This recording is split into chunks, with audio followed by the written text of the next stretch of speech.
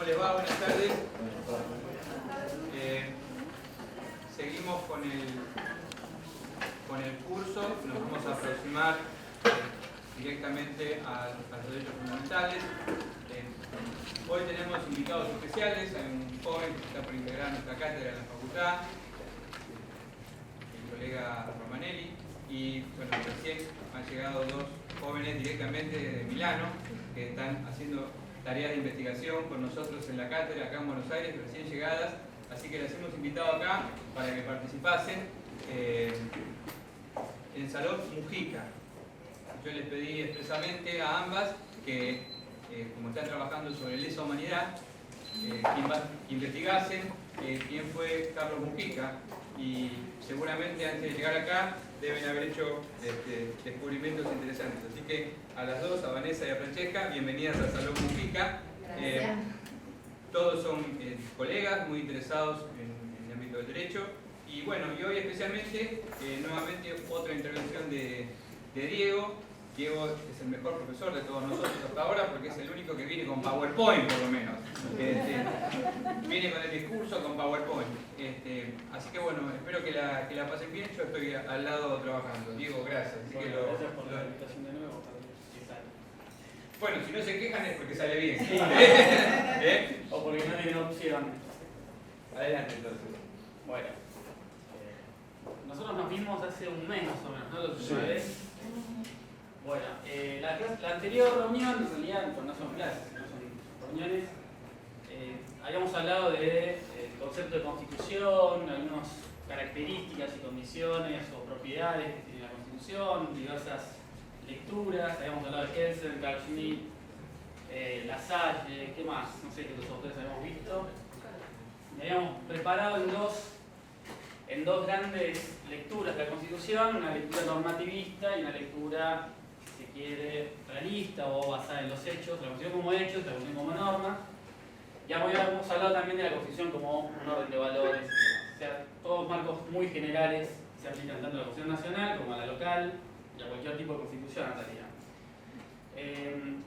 Ahora la idea sería hacer lo mismo, es decir, trabajar sobre temas teóricos o genéricos que sirven tanto para la interpretación o el entendimiento de los derechos que están plasmados en la Constitución Federal, como los que están plasmados en la Constitución de la Ciudad de Buenos Aires, como cualquier constitución provincial y cualquier constitución extranjera. ¿Sí? Son temas genéricos.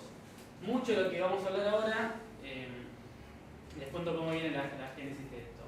Yo en el 2011 viajé a Oviedo, ya la otra vez Ferreira les contó, me cargó y demás, siempre hace lo mismo, me hizo chistes. Y cuando yo fui a Oviedo, estuve con unos profesores que eran Francisco Bastida y Benito Álvarez Corral, y ellos, su cátedra de Derecho Constitucional, tiene un libro que se llama Teoría General de los Derechos Fundamentales. Y es un libro que tendrá unas 300 páginas, ¿sí? Y en ese libro no se habla de ningún derecho en concreto. O sea, no se habla del derecho a transitar, del derecho a la vida, del derecho a la salud. Se habla de la teoría general, es decir, de algunas ideas genéricas aplicables a todo tipo de sistema vinculado a los derechos fundamentales. ¿Algún ejemplo? ¿Qué pasa? ¿Cómo resuelvo un conflicto entre derechos? ¿Cómo hago para resolver un problema en el cual yo tengo una colisión entre libertad de expresión y prohibición de expresiones de odio? O sea, no me interesa a mí puntualmente en esta idea de teoría general qué es el derecho a la vida, qué es el derecho a la salud, qué es el derecho a la libertad de expresión y qué es la prohibición de expresiones de odio. Lo que me interesa es cómo hago para resolver la colisión de derechos. Esos son temas genéricos. La definición de lo que es un derecho fundamental. La propia expresión de derecho fundamental es una decisión, porque hay un montón de otras definiciones y que apuntan a cosas distintas. Bueno, entonces yo cuando volví, mi idea fue, estoy hablando de 2011, o sea, yo tengo mis tiempos para hacer las cosas, mi idea fue hacer lo mismo, pero respecto de la Constitución Federal Argentina.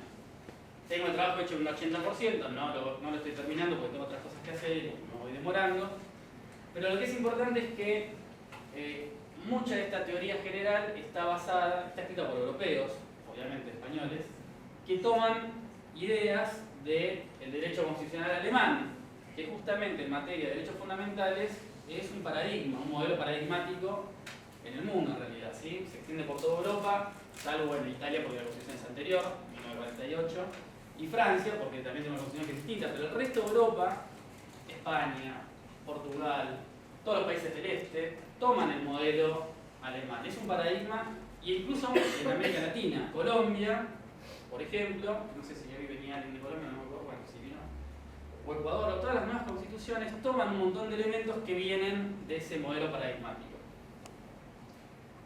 Esto también tiene una justificación histórica, ¿sí? El derecho, esta teoría general, estos derechos fundamentales surgen en 1949, la ley de Bonn, ley fundamental, que es el sistema constitucional post-nazismo. Si eso funciona, quiere decir que es un buen sistema. Y ahí es cuando se empieza a replicar. Nosotros tenemos nuestra propia teoría general de los derechos constitucionales. Uno agarra cualquier libro y va a encontrar partes generales. Agarra a Joaquín B. González, ¿sí? Fines de 1900, y ahí va a encontrar toda una parte que se refiere a los derechos en general. La distinción entre derechos, declaraciones y garantías, derechos implícitos o enumerados. Estas cuestiones son cuestiones genéricas. Lo que nosotros no tenemos es un desarrollo tan amplio y tan profundo como sí tienen en Europa en este sentido. Nosotros tenemos otro tipo de ventaja. Por ejemplo, en Europa un problema doctrinario, es decir, que implica un análisis y tratar de justificar, es el problema de si los derechos son oponibles frente a particulares o no.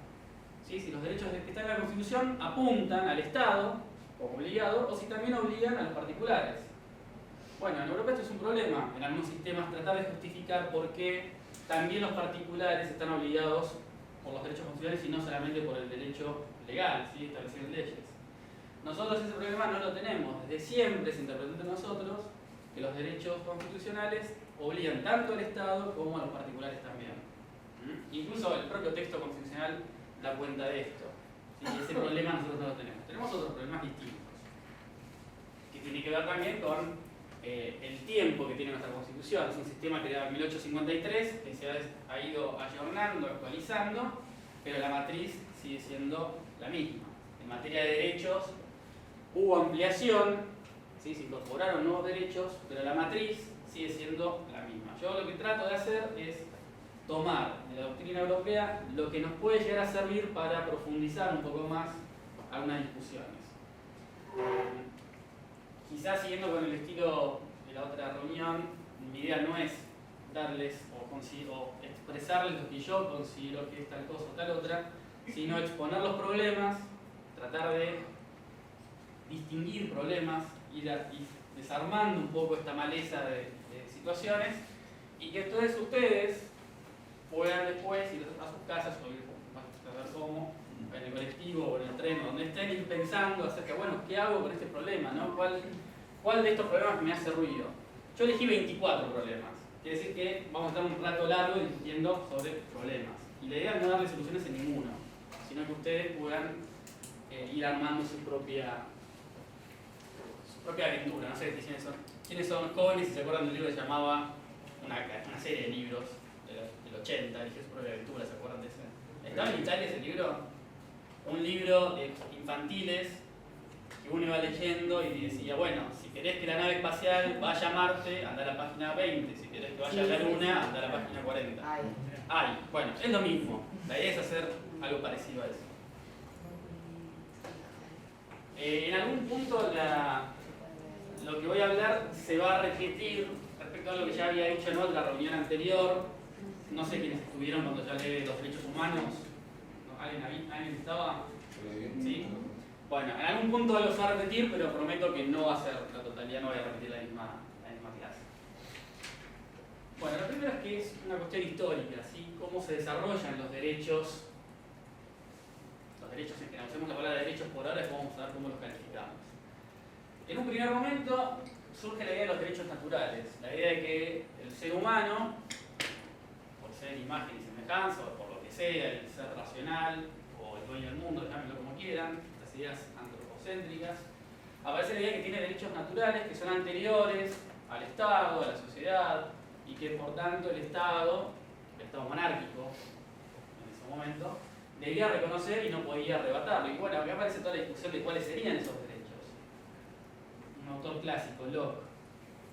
Bueno, la libertad, el patrimonio y la seguridad. Ejemplo, uno podría pensar, no sé, otra postura, decir, no, la igualdad, la verdad el patrimonio, la propiedad, no hace a los derechos naturales. Y esto es una discusión, hablar de derechos naturales y discutir cuáles son, es una discusión propia del naturalismo, y podemos discutir toda una vida acerca de cuáles creemos nosotros que son aquellos derechos que son inherentes a las personas por el mero hecho de ser personas. Así que es una discusión que no la vamos a tener acá, solamente sí saber que en primer momento es la afirmación que existen derechos anteriores al Estado. Y anteriores, por tanto, al sistema jurídico, ¿sí? Porque el Estado se supone que es la contracara, la otra moneda, la otra cara de la moneda del Estado. Un segundo momento es la positivización de esos derechos, y estamos hablando de derechos constitucionales. ¿Cuándo sucede esto? 1700, a finales de 1700, con dos movimientos, uno en Francia y otro en Estados Unidos. La Declaración de los Derechos del Ciudadano en Francia y cuando se hacen las enmiendas a la Constitución norteamericana. ¿Sí? La Declaración francesa tenía solamente un catálogo de derechos, no tenía un sistema de gobierno. Al revés, la Constitución de Estados Unidos al principio solamente tenía una estructura de gobierno, no tenía un catálogo de derechos. Eso se agrega después, en 1791. Pero bueno, en este momento, en esta etapa, ya aparecen textos, documentos, donde claramente se determina que hay algunos derechos y están positivizados con el máximo nivel. ¿Habían situaciones anteriores? Sí, la famosa Carta Magna, 1215. Pero bueno, no tienen la naturaleza de derechos constitucionales, sino que eran concesiones de parte del monarca respecto a los súbditos. Y concesiones en el sentido de concesiones graciosas, no de cómicas, sino que, bueno, te concedo esto, y así como te lo concedo, te lo retiro también. Un tercer momento en esta evolución muy rápida, y que es justamente a partir de la Segunda Guerra Mundial. Anteriormente también habían algunos documentos referidos a derecho, que sería el derecho internacional humanitario, pero claramente a partir de la Segunda Guerra Mundial, con la Declaración Universal, los pactos internacionales, después las convenciones regionales, aparece un movimiento que es nítidamente de internacionalización de los derechos, y ya aparecen como derechos humanos, derechos que ya no están protegidos o reconocidos dentro de los respectivos estados, como es esto, ¿sí? Son los derechos constitucionales, sino derechos que trascienden las fronteras de los estados, porque justamente a raíz del nazismo se advierte que la tutela de los derechos inherentes o humanos o elementales de las personas no es una cuestión que atañe a cada estado, sino que atañe a la comunidad internacional toda. Y ahí es cuando surge este proceso de universalización o internacionalización de los derechos. Un cuarto momento, que entre nosotros es muy nítido a partir del 94, es la complementariedad, es decir, cuando los derechos constitucionales y los derechos humanos coinciden en un propio sistema. Y en nuestro caso es el artículo 75-22, cuando los tratados de derechos humanos, algunos, no todos, se le concede jerarquía constitucional.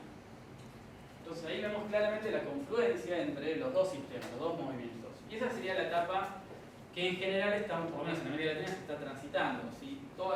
México, Colombia, Ecuador, Brasil, Argentina, bueno, todas estas constituciones del 90 para acá tienen, ya sea porque son constituciones nuevas o a través de enmiendas y reformas, esta idea de que los derechos humanos se ensamblan con los derechos constitucionales.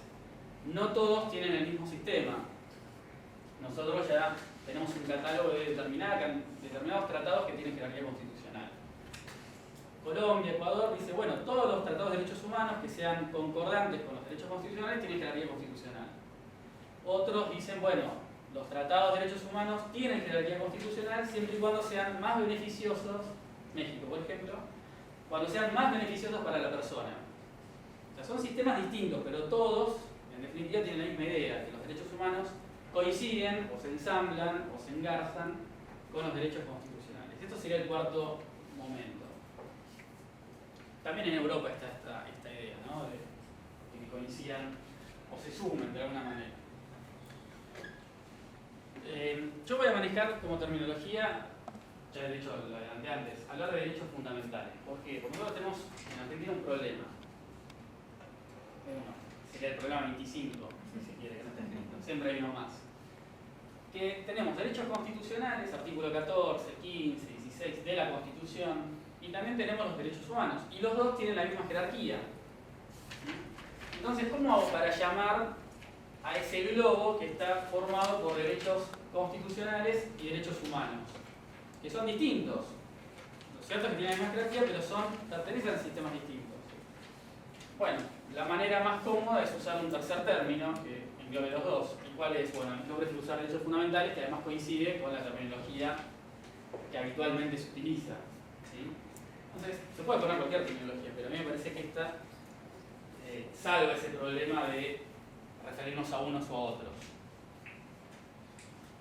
Bueno, vamos a empezar con los 24 problemas. Vamos a empezar obviamente con el primero.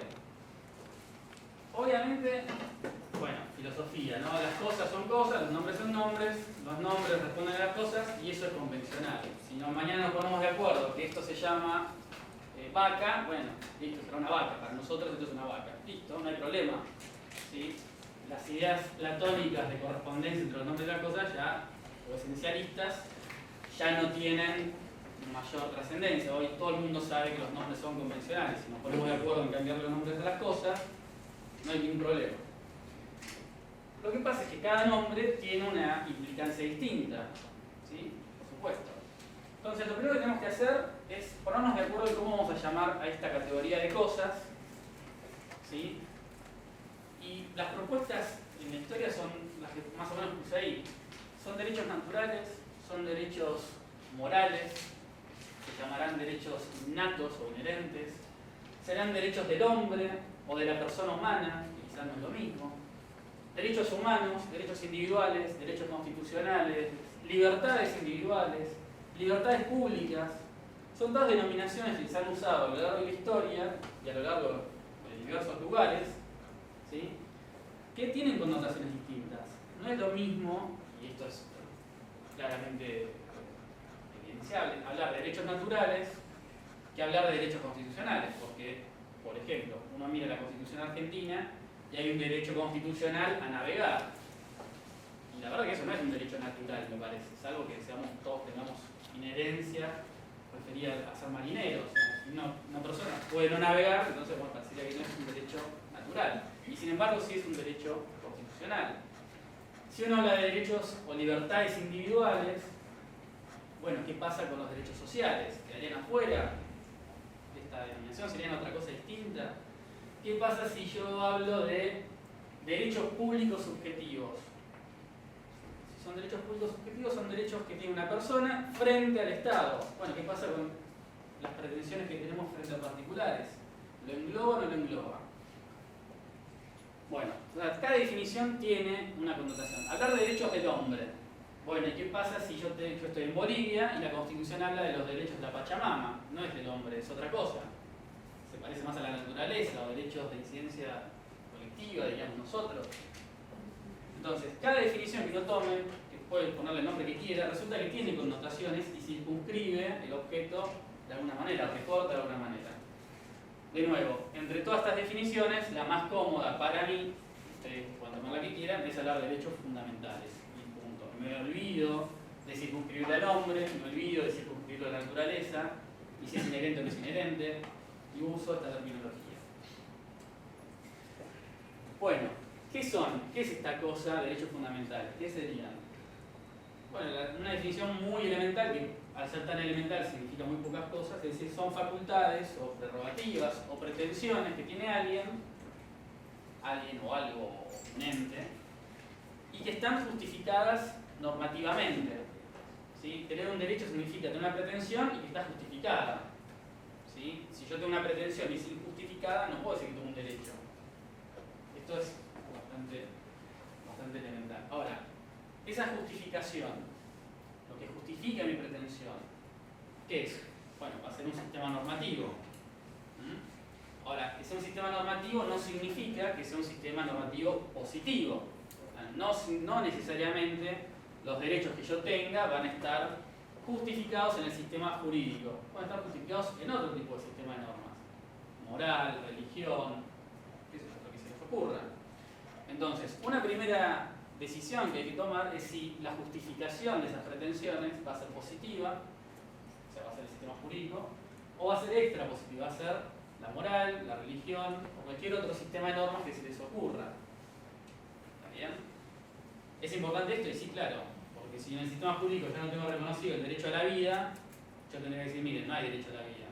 Y si en cambio la justificación es extra positiva, bueno, sí, claramente, todos estaríamos de acuerdo que existe. Y pongo este ejemplo porque la Constitución Argentina, hasta el 94, en ningún lado decía que existe el derecho a la vida, en forma expresa. ¿Sí? Ahí es un problema importante. El tema de ¿qué significa que sean fundamentales? Bueno, también hay dos opciones. Una cosa es considerar que son fundamentales porque son derechos que tienen el mismo rango fundamental que la Constitución. Esto es una definición interna o sistémica. Y otra cosa es decir que son derechos fundamentales porque son derechos esenciales o son derechos importantes o porque son derechos que valoramos positivamente. Y eso no tiene que ver con su rango jerárquico dentro del sistema, sino con una valoración. ¿Está bien?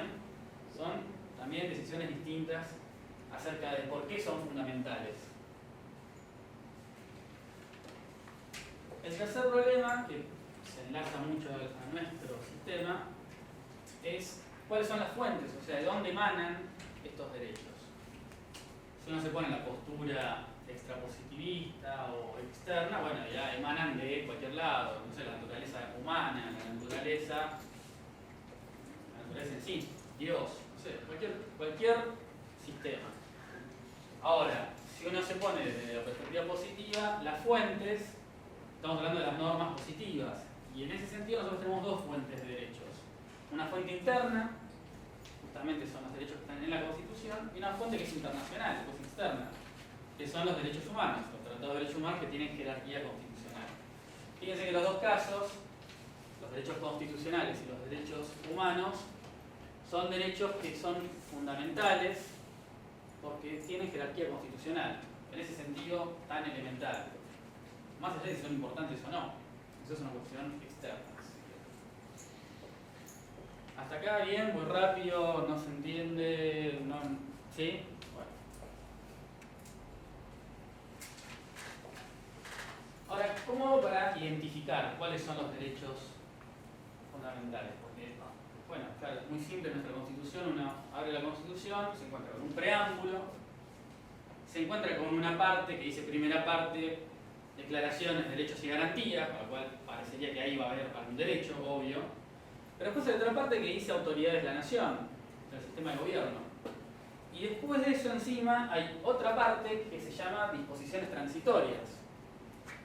Bueno, obviamente en la primera parte, que es el artículo primero 43 de nuestra Constitución, van a haber derechos, ¿sí? Por el propio título así lo dicen.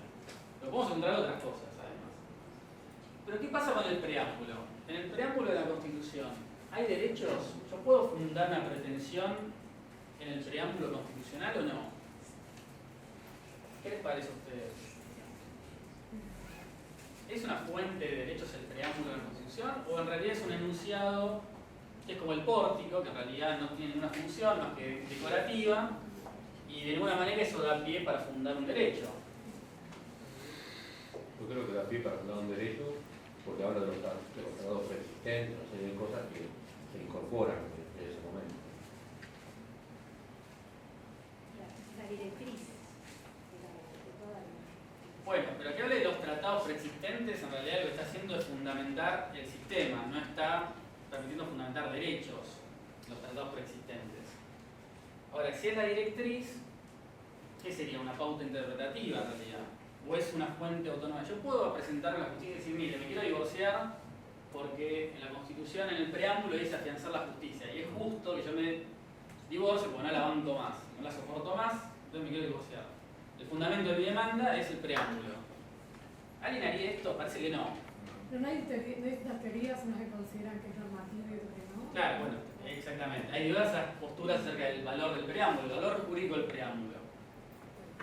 En general, o sea, hay posturas por un lado para el otro, pero en general se entiende que el preámbulo es una pauta interpretativa del texto y no tiene autonomía normativa. ¿En qué sentido? Sí, es parte del texto constitucional, ¿sí? No es una mera decoración, pero no alcanza como para fundar ni derechos ni mucho menos poderes del Estado. Sin embargo, si uno mira la jurisprudencia de la Corte, cada tanto la Corte dice, bueno, resuelvo tal tema porque debo afianzar la justicia. Aparece ese objetivo que está en el preámbulo, suele ser utilizado, pero no como argumento único, siempre va adosado con algo más. Esa es la discusión entre nosotros. Si uno va a Francia, porque el sistema francés es muy particular, el preámbulo claramente tiene valor normativo. Y es más, si el preámbulo no tuviese valor normativo, casi no tendrían catálogo de derechos, porque es a través del preámbulo que se hace una remisión a la Declaración de los Derechos, que hablamos de fines de 1800, 1700. O sea, en Francia, por ejemplo, claramente el preámbulo tiene valor normativo, por tanto todos los derechos a los que remita también. Entre nosotros el sistema se interpreta distinto. Es muy raro que alguien diga el preámbulo es fuente de derechos. ¿Sí? Se puede hacer, uno puede interpretarlo de cualquier manera. ¿Qué pasa con la segunda parte, cuyo título es Autoridades de la Nación? Se habla sobre el Congreso, se habla sobre el Ejecutivo, sobre el Poder Judicial. Esto acá, ¿habrán disposiciones que son fuentes de derechos o no? Son otra cosa. Sí, como que no. ¿Sí? ¿Cuál, por ejemplo? El derecho a postularse o a ser elegido. A veces está en el 37, en la primera parte. Los derechos políticos. Bueno, claramente sí. O sea, la respuesta tiene que ser sí por varias razones.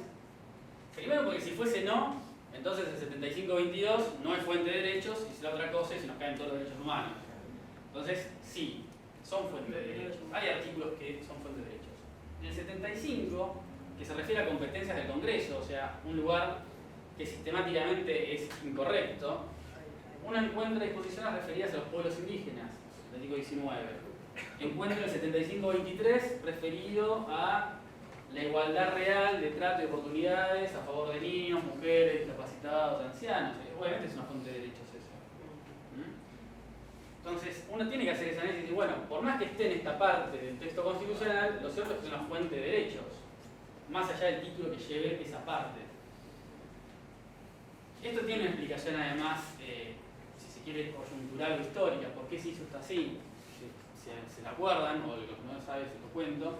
Cuando se hizo la reforma del 94, había una prohibición de que la Constitución no podía ser reformada en su primera parte. Esto no se podía reformar hasta el 35 en ese momento. Entonces, como no se podía reformar el artículo primero del 35, que tenía declaraciones de derechos y garantías, ¿qué se hizo? Se agregó un capítulo nuevo de derechos, sin modificar el anterior, entonces se incorporó el 36 al 43, y además, cuando se habla de competencias del Congreso, entraron una serie de cosas que son derechos, claramente. ¿Se pusieron ahí? ¿Están mal puestos? Sí. Pero mejor que estén que no estén, así que buenísimo. ¿Y qué pasa con las disposiciones transitorias? ¿Qué son las disposiciones transitorias? Por ejemplo, bueno, la primera elección de presidente será de tal manera, la primera elección de senadores será tal cosa. Esta constitución se firmó en tal lugar, la primera... Bueno, todas cuestiones que están destinadas a agotarse, ¿sí? Todas las constituciones tienen este tipo de cosas.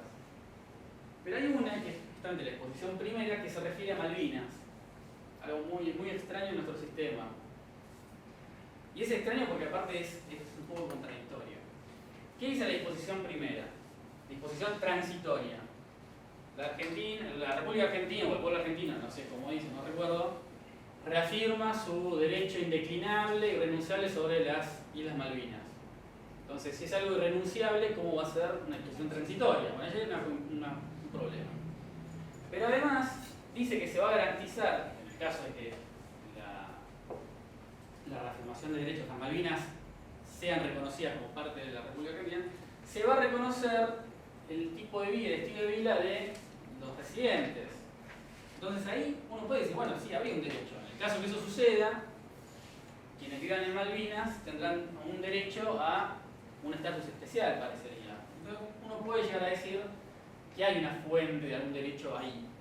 Claro, que no se aplica porque no se dio la condición para que eso se aplique. que es el reconocimiento internacional de las Malvinas como parte del territorio. Entonces uno tiene que hacer este trabajo de cuando va a interpretar o va a buscar derechos, no solo limitarse al título de derechos, sino ir a buscar en otros lados, porque va a encontrar, más en nuestro sistema, un montón de disposiciones que tienen que ver con esto. Y sería un trabajo erróneo decir, por ejemplo, interpretar el derecho de propiedad leyendo el 14 y 17, porque se están olvidando el 75 y 19 que habla de propiedad comunitaria y los pueblos originarios, y eso tiene que ver con la propiedad. Por más que esté del otro lado, en la otra parte, hay que traerlo para analizar el derecho a propiedad.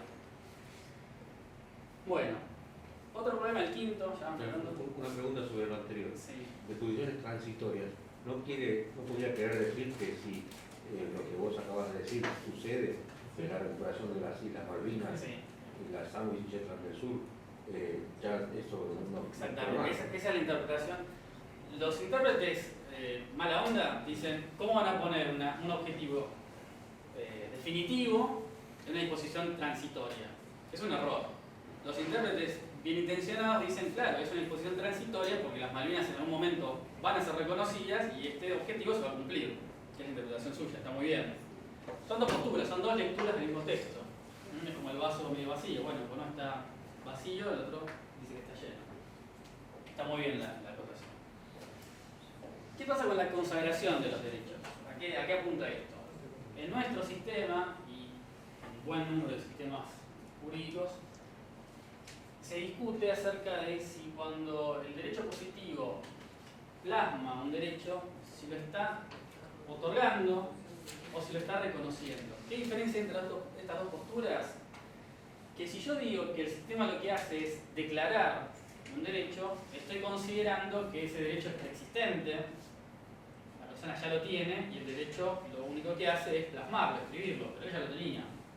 En cambio, si yo considero que la consagración de los derechos es constitutiva, quiere decir que las personas no tenían ningún derecho hasta que el Estado no se los brindó a través del sistema jurídico. Son dos posturas muy distintas.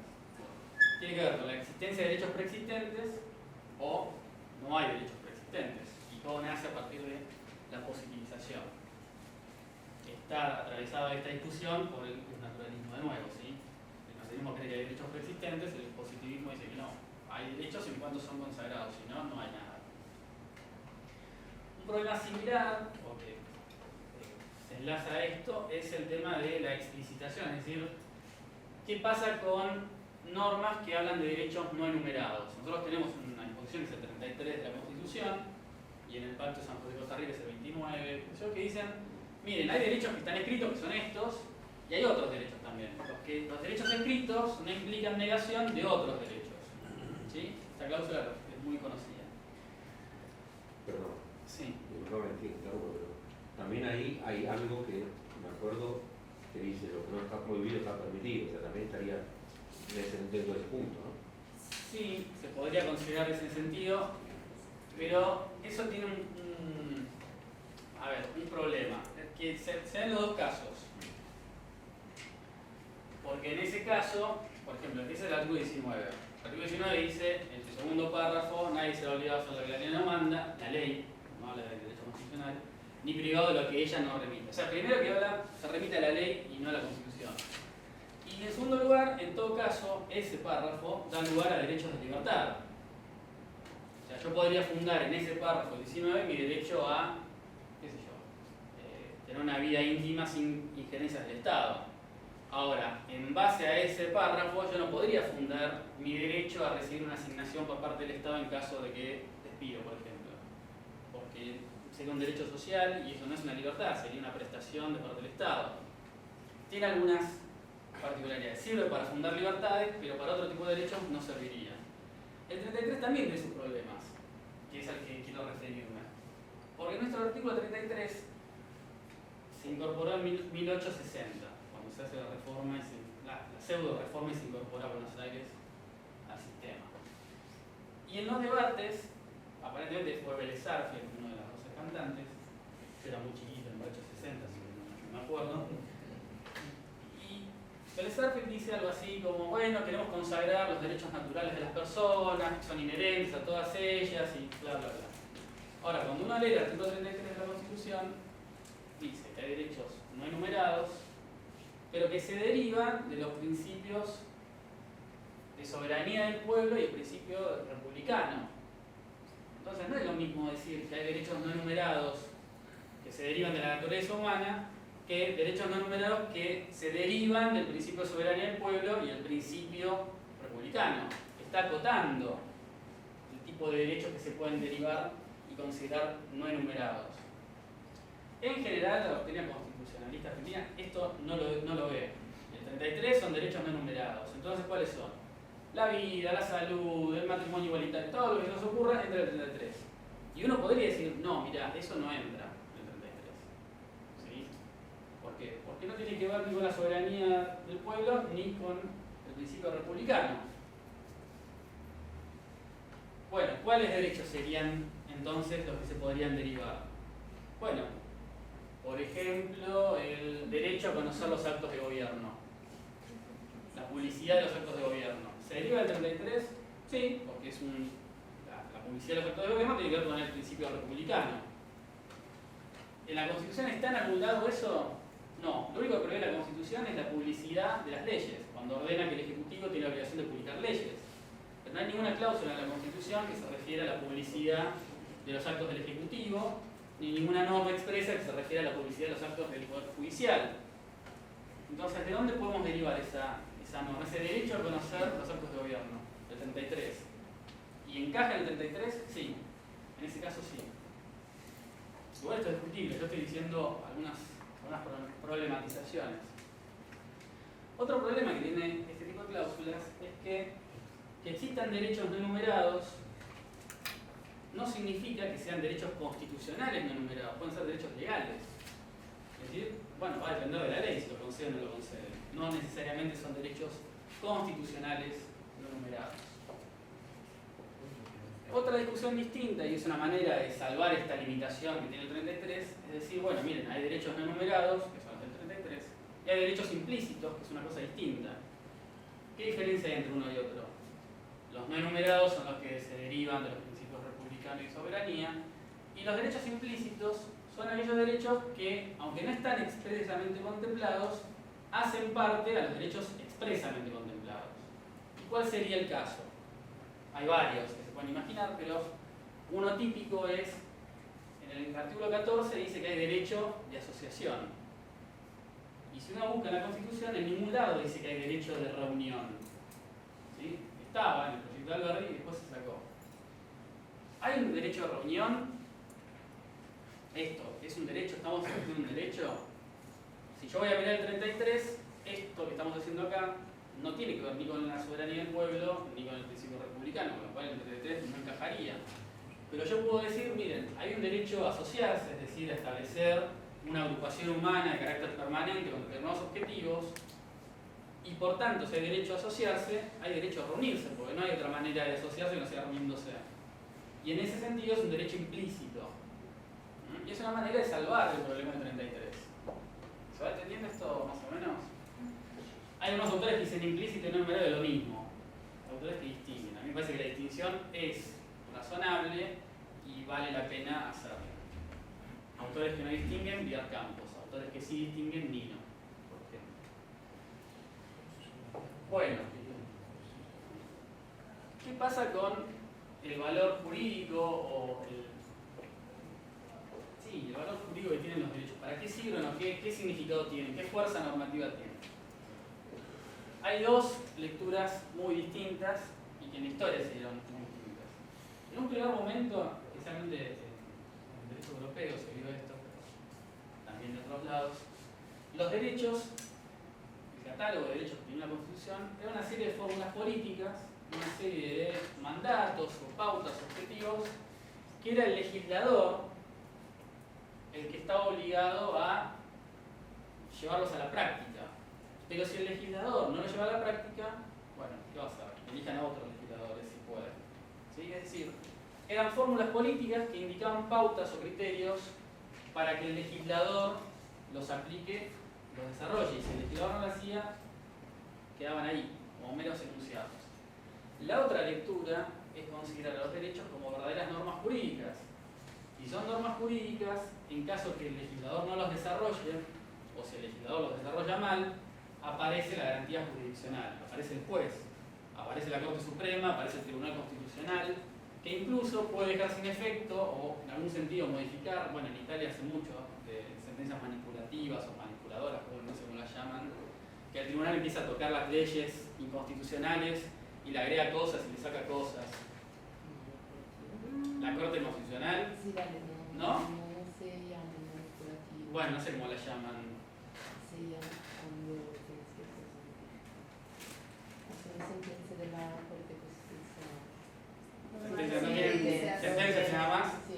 Bueno, pero hacen mucho esto de modificar textos cuando son inconstitucionales. Bueno, muchas veces los jueces llaman a la Corte Constitucional para que verifique Sí. una ley, eso sí pasa mucho. Pero lo que decía usted antes no me suena. Manipulativo no en el sentido malo, no. Sí, Sino no, de claro, cambiar claro. una parte del... Bueno, yo he visto algunos casos sí, bueno, ahí bueno, Chelotto, Alfonso Chelotto se lo conoce. Alfonso Chelotto. Sí. Sí. Bueno, él tiene escrito sobre esto también. Hay una práctica que se utiliza. Otro modelo donde también aparece esto es en Francia, por ejemplo, es muy habitual que el Consejo Constitucional también modifique algunos textos para salvar la constitucionalidad de esa ley. ¿Sí? Pero bueno, igual lo que importa ahora es estas dos divisiones totalmente distintas. Los derechos como pautas políticas. ¿Sí? Yo no entendí. ¿El Tribunal Constitucional tiene la potestad de modificar la ley y dejarla No es que tenga la potestad expresa, sino que lo hacen. ¿Para el caso o para todos los casos? Es que en los modelos del Tribunal Constitucional termina siendo reomnes, termina siendo para todos los casos. Tiene que ver también con esto, ¿sí? Si vos sos un Tribunal Constitucional serio, ¿no? Y el efecto de la declaración de nulidad de una norma o de inconstitucionalidad es la derogación de esa norma. Y el conflicto es salvable modificando algún pedacito, ¿no? Un pequeño retoque en esa norma que es inconstitucional. ¿Se puede hacer o no? Bueno, entre nosotros es inimaginable. Aparte, ¿cómo es el pequeño retoque? ¿Según quién? Bueno, Es rarísimo. ¿y cuánto es pequeño, no? Claro. Y bueno, ¿Se le sale la normativa? Porque yo pensé eso, que se derogaba y en todo caso tenía que volverla a la legislatura. no, es una práctica que se utiliza de hecho. Sería como deberá decir, o deberá leerse, o deberá entenderse. Bueno, hay una clasificación que nosotros llamamos manipulativa, no sé cómo la llaman en otros lados. Por ejemplo, que se llama la interpretación conforme. ¿Qué hace un tribunal constitucional? Miren, esta norma se interpreta, tiene 3 interpretaciones posibles, 4, 5, ya hemos visto alguna vez que un texto normativo tiene varias interpretaciones. Y el tribunal puede decir, miren, en esta interpretación es inconstitucional. Ahora, si lo van a aplicar en estos dos sentidos, está perfecto. Entonces no se declara inconstitucional la norma, sino una interpretación posible de ese texto. Y se salva la constitucionalidad de la norma. Es una indicación, entonces. Como un criterio indicativo que da el tribunal. Sí, Parecería. en ese caso, pero han habido casos también de sustituciones de textos. No sustituciones en secreto, sino, bueno, miren, este texto hay que cambiarlo porque esta palabra no puede ir así. Y ahí empieza por eso se llama manipulativas, hasta dónde pueden retocar el texto sancionado por el legislador sin convertirse en legisladores ellos. ¿Sí? Pero como el efecto es tan grave, la declaración de inconstitucionalidad que anula toda la ley y la deroga, bueno, este juego parece que es admitido. Bueno, en nuestro sistema los derechos fundamentales son considerados normas jurídicas, que participan de la misma fuerza normativa de la Constitución y están protegidos incluso frente al legislador mediante una acción de inconstitucionalidad o un amparo o un planteo de inconstitucionalidad en cualquier tipo de proceso. Es decir, no son fórmulas políticas que quedan en manos del legislador, sino que incluso lo que haga el legislador es susceptible de control a través de los jueces. Y esto también no es la panacea, ¿sí? Porque los jueces también se equivocan, si no sería todo muy simple. Y a veces se equivocan y cuando se equivocan es mucho más grave. porque lo que están dejando sin efecto es la decisión democrática de un Congreso o un Parlamento. O sea, no es que un sistema es mejor que el otro. Ahora estamos en ese sistema. Los derechos como normas jurídicas, que incluso frente al legislador pueden ser puestas en funcionamiento o en cuestión. Ahora, si es el mejor sistema, no lo sé. También depende cuál sea el legislador que tengamos. Si yo tengo un gobierno de facto, sí, mejor que venga un juez y haga algo. Ahora tengo un Congreso recién elegido y no sé si está bueno que vengan los jueces y volteen la norma así nomás. No sé.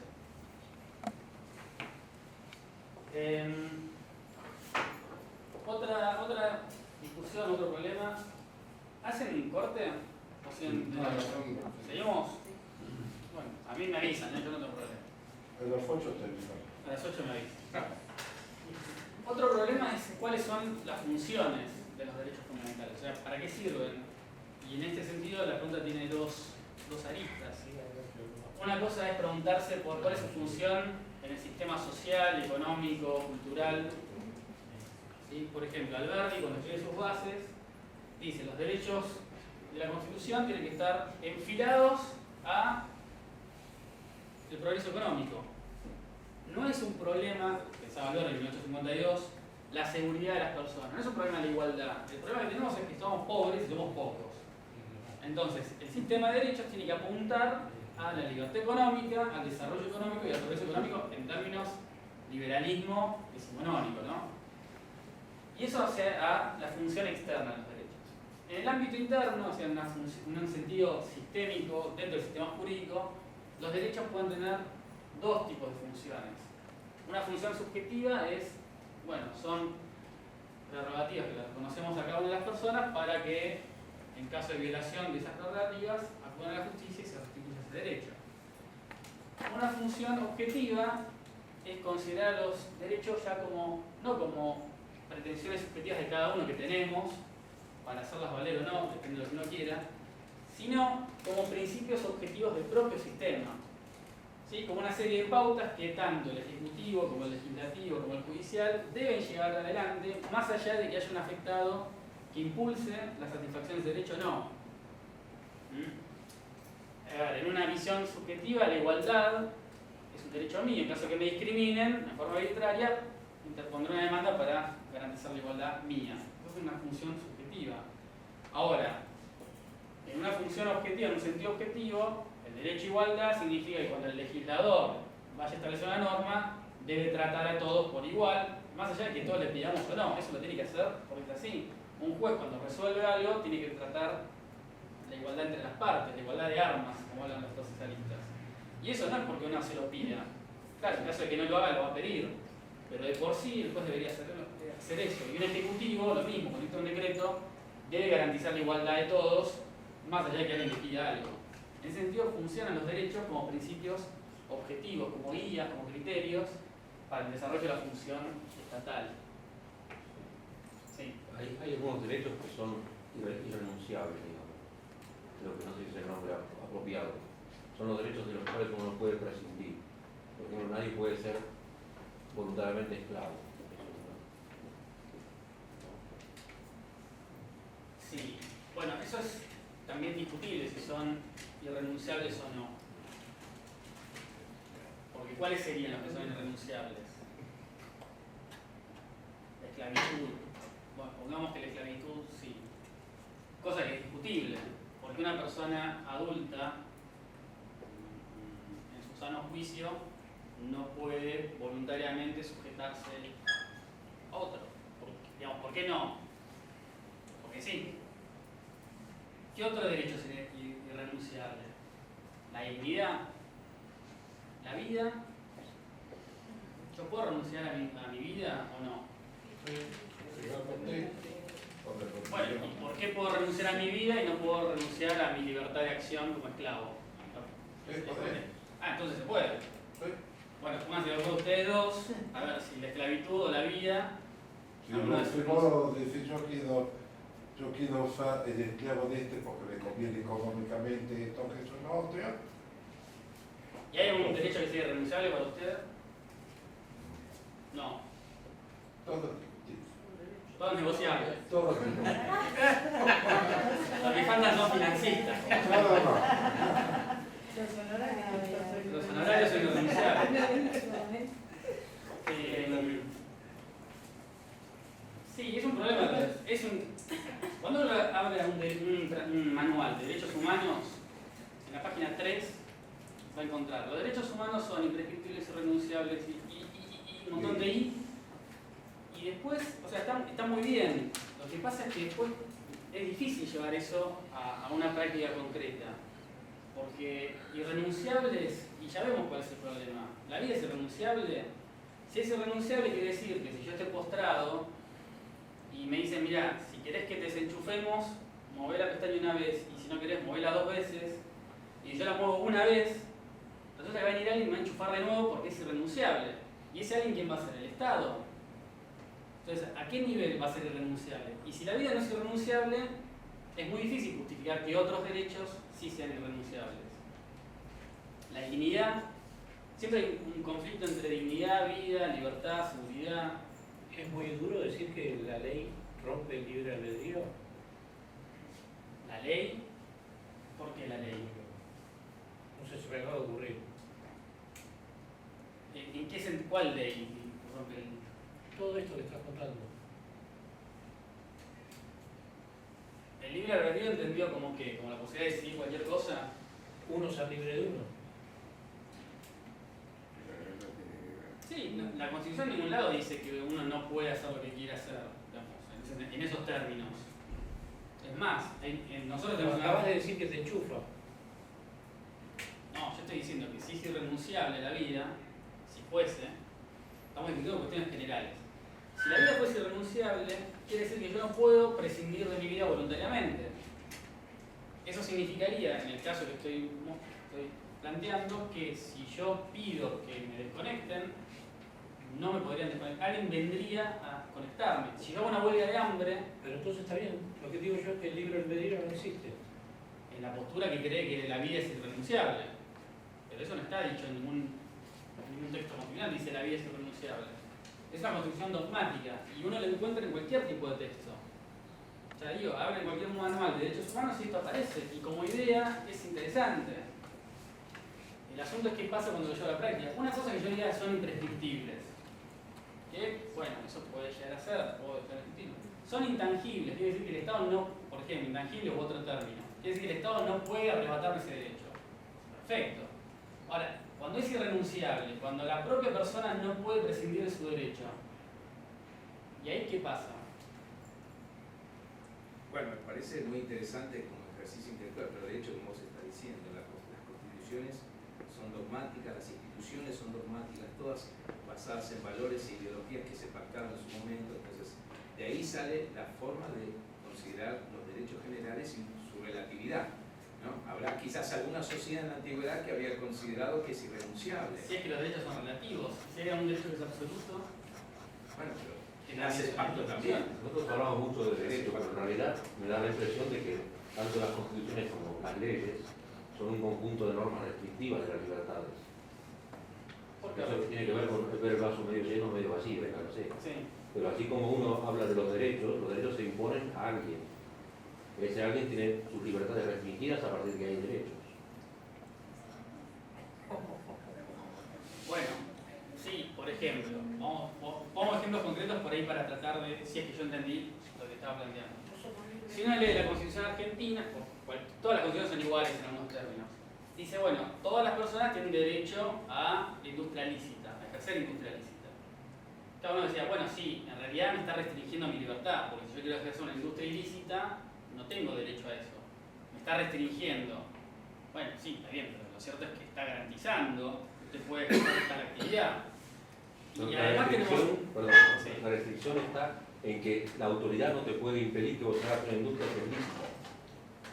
¿Y quién está restringido entonces? ¿La autoridad? Por eso. Y por eso es el concepto de derechos, es que hay alguien que está obligado y que por tanto tiene su ámbito restringido. Pero, a ver, cualquier tipo de definición, cualquier norma jurídica cualquiera, en algún momento recorta la realidad. Y si eso implica una restricción, bueno, entonces ya no podemos discutir casi nada. Es como decir, todas las personas tienen derecho a la vida. ¿y por qué las personas y no las plantas? Bueno, entonces pongamos todos tienen derecho a la vida. Bueno, ¿y por qué la vida y no a otra cosa más? Entonces, cualquier norma va a delimitar el mundo en algún sentido. Y si eso lo vemos como una restricción, entonces toda norma restringe. Inclusive la definición de subjetividad, objetividad en las nuevas leyes, en los nuevos derechos reconocidos, como el de hábitat ambiental, etc. ¿Dónde está la subjetividad y la objetividad dentro de las externalidades negativas que sufre una persona por contaminación o lo que fuera? Ahí en las fundamentaciones hay como dos líneas que se discuten y ahí se van definiendo las nuevas leyes que salen.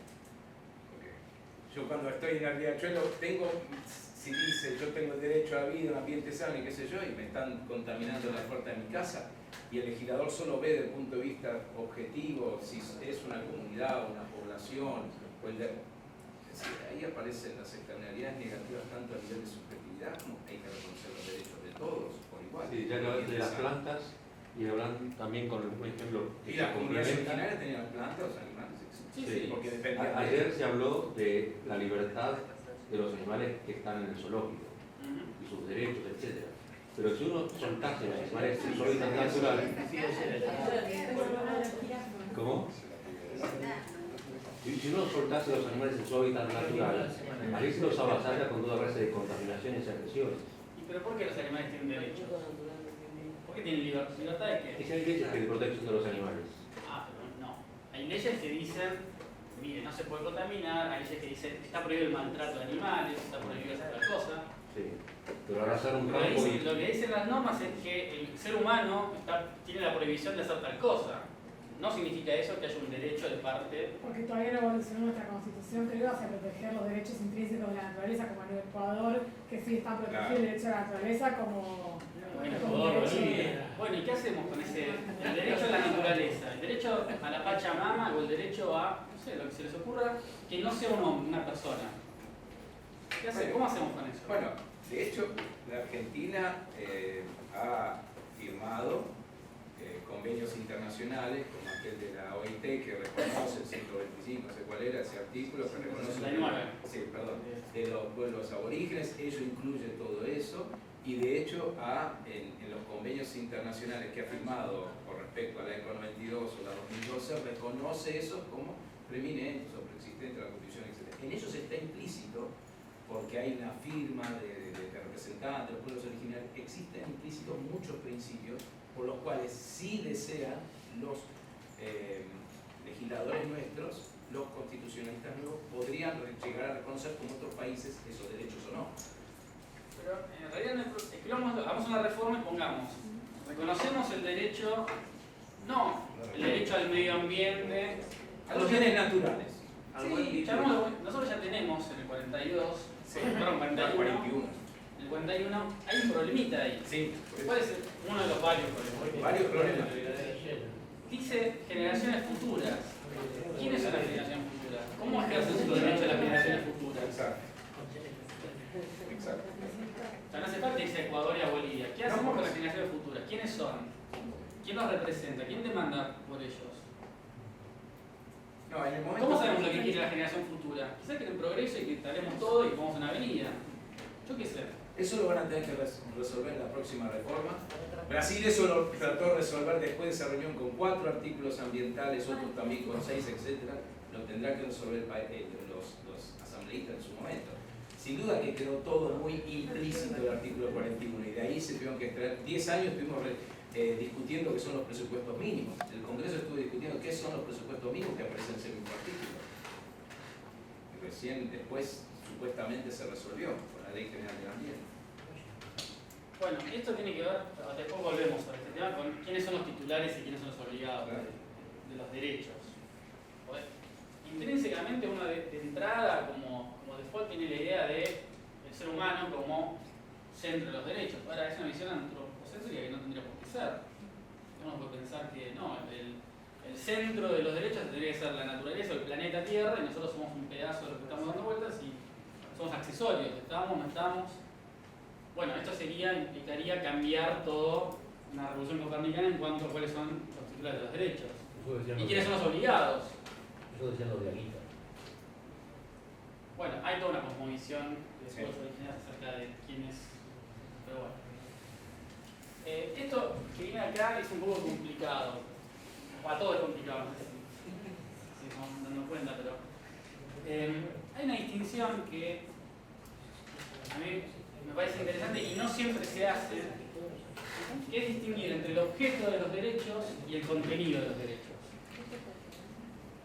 Esta distinción no se hace, en Argentina no se ha hecho, yo no he leído nada acerca de esto, pero lo tomo de estos autores españoles que lo toman a través de unos autores alemanes. Y a mí me parece que es ilustrativo.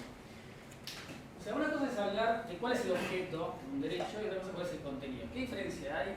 Cuando yo hablo del objeto estoy pensando en cuál es el interés o el bien jurídico que es tutelado por el derecho. Y cuando yo hablo del contenido estoy pensando en concretamente cuál es el alcance de esa tutela asignada al interés o al bien jurídico.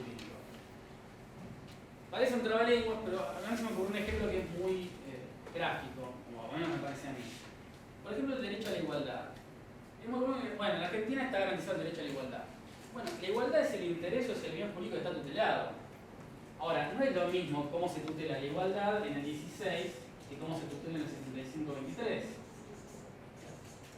Son totalmente distintos los contenidos de este derecho a igualdad que este derecho a igualdad. Porque este es igualdad formal ante la ley que aplica a todos por igual, y este es el derecho a igualdad entendido igualdad de trato y de oportunidades. Es la ley que discrimina positivamente. En los dos casos estamos tutelando lo mismo, la igualdad, pero el contenido de uno y otro es totalmente distinto. Esto a mí me parece importante porque a veces hablamos del derecho a la industria o al comercio. No, ese será el bien jurídico tutelado, la industria, el progreso, la economía. Ahora, si uno mira la Constitución, el contenido concreto que está tutelado es la industria lícita. ¿Sí? Es, qué sé yo, no sé, la asociación con fines lícitos o fines útiles. No es cualquier tipo de asociación. Entonces, si uno no distingue entre el objeto y el contenido, terminamos teniendo una serie de normas que dicen derecho a la vida, derecho a la salud, derecho a la libertad, derecho a qué sé yo, y no determina nada acerca de qué es concretamente lo que se tutela. Y si uno se olvida de estas partecitas, industria lícita, asociación, fines útiles, y todas estas determinaciones que hace la Constitución, está privando al texto de una determinación que fue tomada por el constituyente. Es una mala interpretación de la Constitución. Otro problema, y esto se hizo muy famoso entre nosotros, por ejemplo, con Alexis, todos más o menos. Tiene Robert Alexis, un autor alemán, que tiene un libro, 400 páginas, 300, que se llama Teoría de los Derechos Fundamentales. Y él tiene su teoría de los derechos fundamentales, y como está traducido al español, y es una teoría bastante cómoda e interesante, y parece como convincente, se ha difundido mucho. A mí me presenta muchas dudas, y ahora se van a empezar a ver en los puntos siguientes cuáles son esas dudas. Este autor dice, hay tres modelos de derechos fundamentales, tres formas de analizar la estructura de los derechos. Un modelo es considerar que los derechos fundamentales son reglas. Otro modelo entiende que los derechos fundamentales son principios, y otro modelo es dual, cree que son principios y reglas que juegan de una manera en cada caso. La distinción fundamental es entre reglas y principios. ¿Y cuál es? Es una distinción muy difícil de... O sea, se puede elaborar teóricamente muy fácil, ahora en la práctica es difícil distinguir.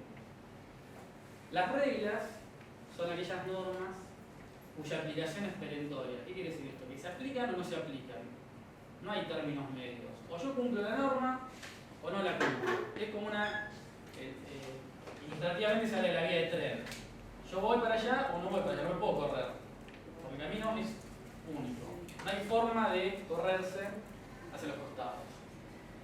En cambio, los principios serían normas, disposiciones normativas, que son mandatos de optimización. Marcan un camino que se puede transitar por este lado, por este otro lado, se pueden aplicar en más o en menos, tienen peso, y uno puede ponderar los principios, este pesa más que el otro, y tomar decisiones. Entonces, si yo entiendo los derechos como reglas, hay que aplicarlos a rajatabla. si yo los entiendo como principios, los voy a aplicar más o menos. ¿Sí? Y si yo los entiendo en un modelo dual, Alexis planteó un modelo dual que termina siendo de principios, en definitiva, bueno, son las dos cosas y depende. Ahora, este depende es, como ya dije, termina siendo principios y nada más. ¿Cuál es la diferencia concreta entre reglas y principios? Se va a ver muy nítidamente cuando uno encuentre colisiones de principios. ¿Sí? Porque si yo tengo una vía, y acá tengo otra, perdón, esta es la vía, y tengo un tren que va para acá, y tengo otro tren que viene para acá, si este es el derecho 1, derecho fundamental 1 y este es el derecho fundamental 2, si son reglas, van a chocar. Y si chocan, uno se llevará posta al otro. Y si son principios, bueno, estira un poquito por acá, estira un poquito por acá, y este será el límite y más o menos los acomodamos. Pues son principios, lo digan más o menos. El grave problema que tiene esta idea de los principios es que ¿qué sentido tiene poner en la Constitución principios que se van a aplicar más o menos? O sea, para eso no pongamos nada y que se aplique lo que se pueda.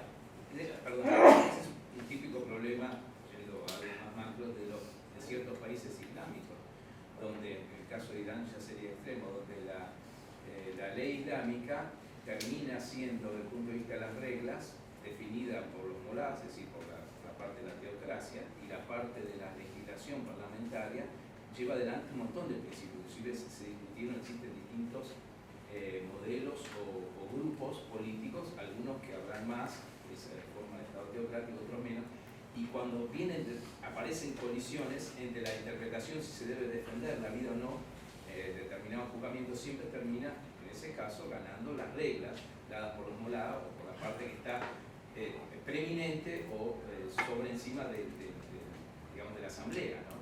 Y ahí aparecen colisiones fuertes. Bueno, en estos modelos que son duales, que dicen, bueno, algunas normas actúan como reglas, otras como principios, generalmente se entiende cuando choca una regla con un principio, el que cede es el principio, porque la regla no puede moverse. Esa es una visión. Otra visión es, bueno, no, la regla llegará hasta tal lugar, el principio se acomodará y termina priorizándose de alguna manera el principio en concreto. Entonces, los modelos duales tienen esas cosas, ¿no? Que en definitiva son muy arbitrarios. Otro problema que sí es típico entre nosotros, sí se ha trabajado un montón, es el tema de la operatividad de los derechos.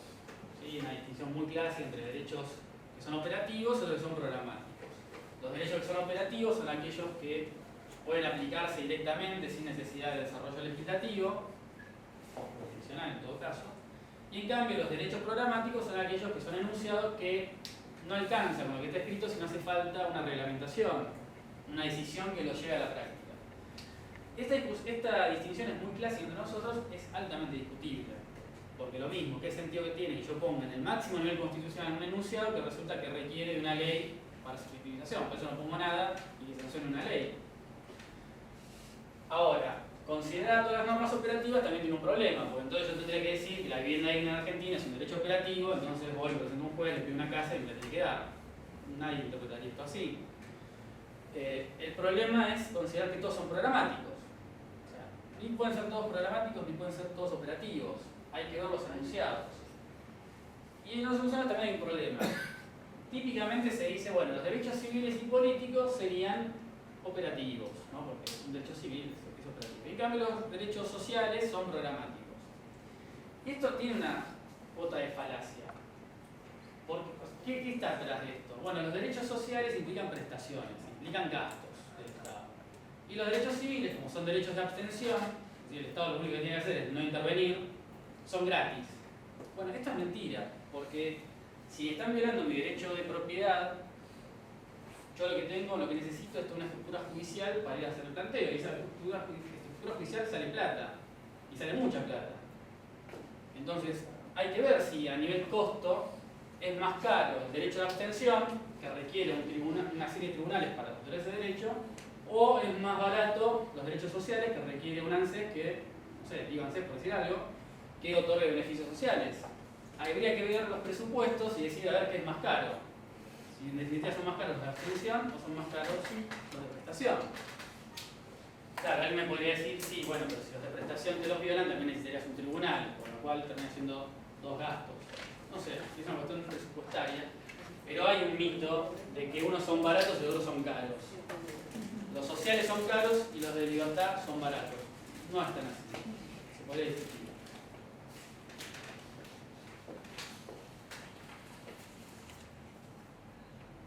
Bueno, el problema de los titulares y los obligados. Esto lo vemos un poco rápido porque tampoco discutimos sobre esto. ¿Quiénes son los titulares de los derechos? Bueno, las personas físicas, ¿sí? Las personas, el ser humano. Hay todo un problema aparte para distinguir quién es un ser humano y quién no es. ¿Sí? Porque es algo obvio y resulta que tenemos problemas para distinguir eso. El Código Civil define a la persona como un ente con rasgos de humanidad. Bueno, no sé, una descripción un poco... ¿no? Eso podría ser un clon, un robot perfecto como los japoneses. Sí, una muñeca, yo qué sé. Voy a poner un ejemplo absurdo, qué sé yo. Luciana Salazar. ¿Tiene rasgos de humanidad? No, yo qué sé, no sé. Sí, ¿no? Parece que sí. Pero ¿cuánto hay de humano y cuánto hay de elementos externos? No sé, no se sabe. No te puede importar. No te puede importar, bueno, claro. El pragmatismo hace que estas discusiones terminen siendo vacuas porque ya no importa. Pero bueno, es una discusión hasta donde, ni hablemos de persona por nacer, bueno, concepción, ¿a partir de cuándo hay una persona humana? ¿Hasta cuándo? ¿Cuándo muere una persona? Cuando no tiene actividad respiratoria, no tiene actividad cardíaca, no tiene actividad cerebral, las tres cosas. Cuando el alma llega a la puerta y toca el arpa, ¿cuándo es? 48 horas después. Y en este punto hay discusiones porque, por ejemplo, la ley de trasplantes tiene una serie de directrices que no son las mismas de otro tipo de normas. Entonces, ¿cuál aplicamos y cuándo finaliza la vida de una persona? Bueno, dos problemas. ¿Las personas jurídicas tienen derechos? Sí, las personas jurídicas tienen derechos. ¿Cómo lo vemos en la Constitución? Artículo 2 habla de la Iglesia. ¿Algún estatus tiene la Iglesia? Bueno, eso tiene que ver. Las comunidades originarias no son los individuos, está hablando de la comunidad. Cuando habla el 43, las asociaciones que proponen determinados fines que tienen la posibilidad de interponer acciones de amparo. Bueno, quiere decir que hay asociaciones y que tienen derechos. Vamos a encontrar un montón de personas jurídicas implícitamente referidas en la Constitución y con la cual da la pauta que estas tienen derechos fundamentales. ¿Qué pasa con el Estado? ¿Tiene derechos una vez el propio Estado? Esto es problemático porque la idea fundamental, la idea básica, es que los derechos fundamentales son frente al Estado.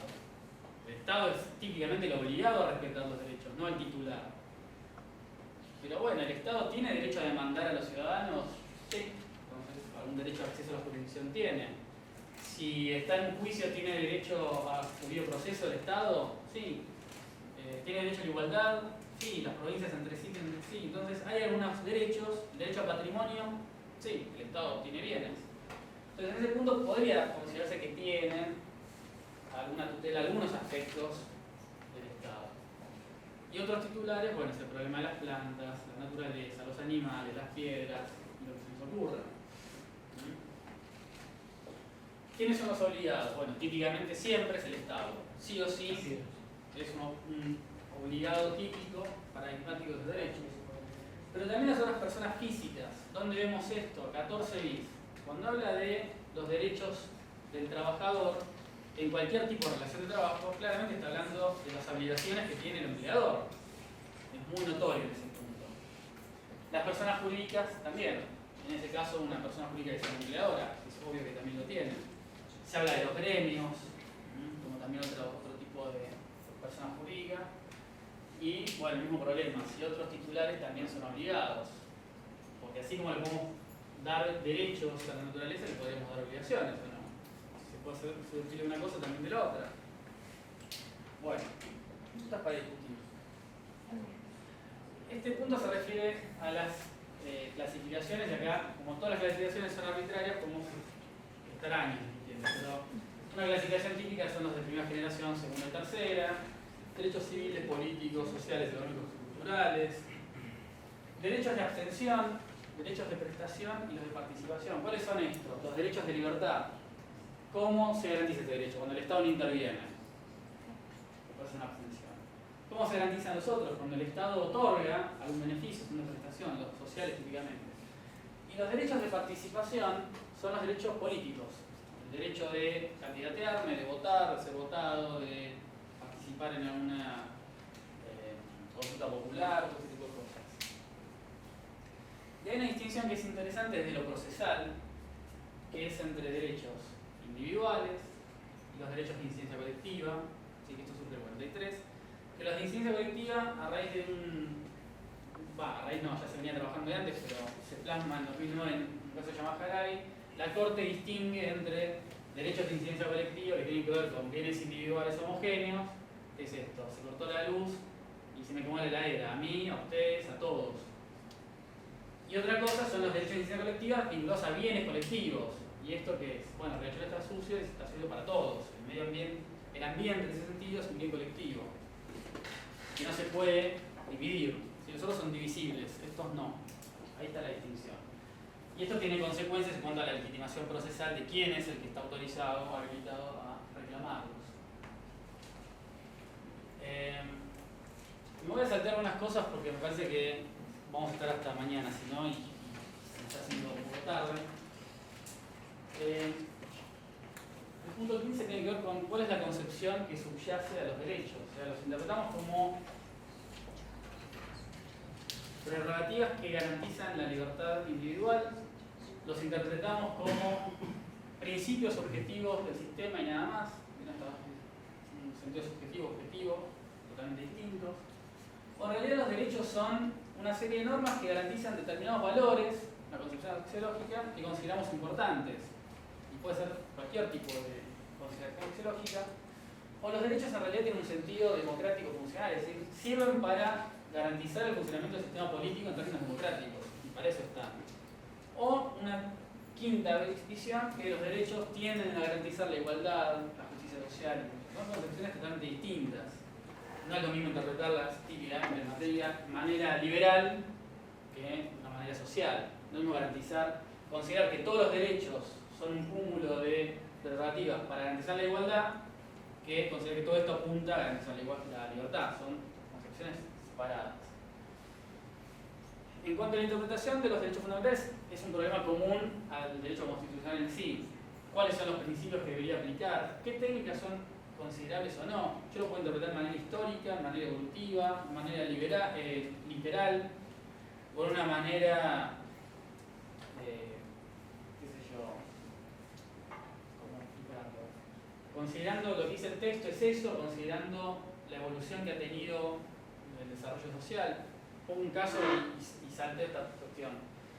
Si la Constitución dice que tenemos derecho a publicar sin censura previa, publicar por la prensa sin censura previa, bueno, sí, claro, en 1853 era prensa escrita, o sea, libertad de expresión en ese sentido, diarios, periódicos.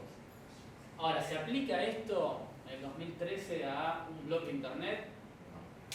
Bueno, una interpretación literal, no. En una interpretación evolutiva, sí, claro que sí. ¿Por qué? Porque en definitiva lo que estoy protegiendo es la libertad de expresión a través de medios de difusión.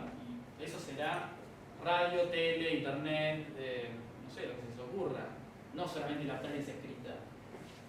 Por eso depende de la técnica que uno utilice para interpretar. El grave problema que con esto es que no hay ninguna manera de decidir entre cuál técnica es adecuada. Si uno mira las jurisprudencias de la Corte Suprema, a veces utilizan criterios evolutivos, a veces históricos, y no hay forma de decidir cuál está bien y cuál está mal. A veces remiten a la voluntad del legislador, a veces hablan de la ratio legis, a veces hablan de un montón de cosas que las toman porque se les ocurre. No hay ninguna manera de decidir cuál de todas es la correcta. Sí. Sí, hay dos palabras que me gustaría preguntar, de la reciente, que es derecho consuetudinario y derechos difusos. Derecho consuetudinario es la costumbre. Que vaya a saber si es derecho o no. En la discusión. Si es una fuente de derecho a la costumbre o no. En nuestro sistema jurídico, la costumbre es fuente de derecho cuando el derecho remite a ella. En principio. Ahora, también hay toda la doctrina acerca de las costumbres que son derogatorias de normas. Y en el caso constitucional se habla de la mutación constitucional. Cuando la costumbre es contraria a la Constitución mutó. Bueno, son construcciones doctrinales. Es muy difícil considerar que la costumbre sea fuente de derecho, o entonces ¿qué sentido tendría el derecho? Para la modernidad, para el Estado moderno. Sí, bueno, claro. Sin embargo, esas mismas comunidades que antes, las mismas comunidades originales se basaban mucho V, que tenía un derecho consuetudinario muy importante. Sí, no se puede manejar un derecho consuetudinario. Ahora, el problema es cuando yo tengo derecho consuetudinario y derecho positivo y no coinciden, bueno, ¿en qué sentido tengo derecho positivo? Claro. Se supone que tiende a modificar la conducta humana o protegerla de alguna manera. Y lo otro que era consuetudinario y Los derechos difusos. derechos difusos es una categoría que vaya a saber qué es. ¿Por qué? Porque, a ver, nació o empezó a plantearse en esos términos el derecho administrativo y apunta a ver, intereses, antes se clasificaba intereses subjetivos, que eran los derechos, intereses difusos, intereses simples. En el derecho administrativo se habla en estos términos, ¿no? Más o menos. Hay control administrativo acá por eso. Hoy por hoy ya no sé si se sigue usando la categoría de intereses difusos porque aparece la terminología de incidencia colectiva. Y no sé si es exactamente lo mismo, pero se parece. Tienden a ser prerrogativas que no están en cabeza de una persona individual, sino que afectan a un grupo humano o a un grupo humano y no humano. Yo sé, la naturaleza, no sé a quién afecta. Bueno, lo tomó Catán para ver el tema de los derechos difusos ambientales, ¿no? Sí, bueno, Catán es anterior a la reforma. No, claro, es de 80 y pico, fin de los 80. Por eso. Tiende a hacer esto, derechos que no están individualizados en una persona, que no son intereses subjetivos de alguien, sino que trasciende a una persona individual. Ahora, ¿cuáles son los límites y cuáles son?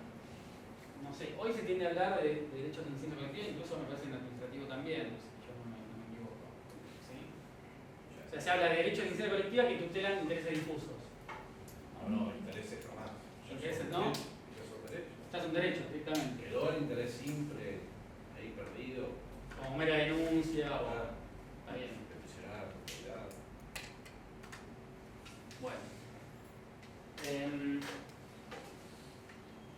Bueno, una discusión también muy importante es acerca de si hay derechos absolutos o derechos relativos. ¿Sí? Y empezamos a discutir algo que a mí me interesaba discutir y me parece que es divertido en cierta manera. ¿Hay algún derecho que sea absoluto? ¿Qué quiere decir absoluto? Que sea imposible de reglamentar, imposible de restringir, que sea inmaculado, es decir, que ni el propio titular, ni el Estado, ni ningún otro particular pueda arrebatarnos ni un pedacito de ese derecho. Lo contrario es que todos los derechos son relativos, es decir, todos se ejercen conforme las leyes que reglamentan su ejercicio. Bueno, en nuestra sociedad en general se entiende que no hay derechos absolutos, que todos son relativos. Eso ha dicho la Corte varias veces. ¿El gusto también? ¿El? Gusto. ¿El gusto? ¿Cuál es el derecho al gusto?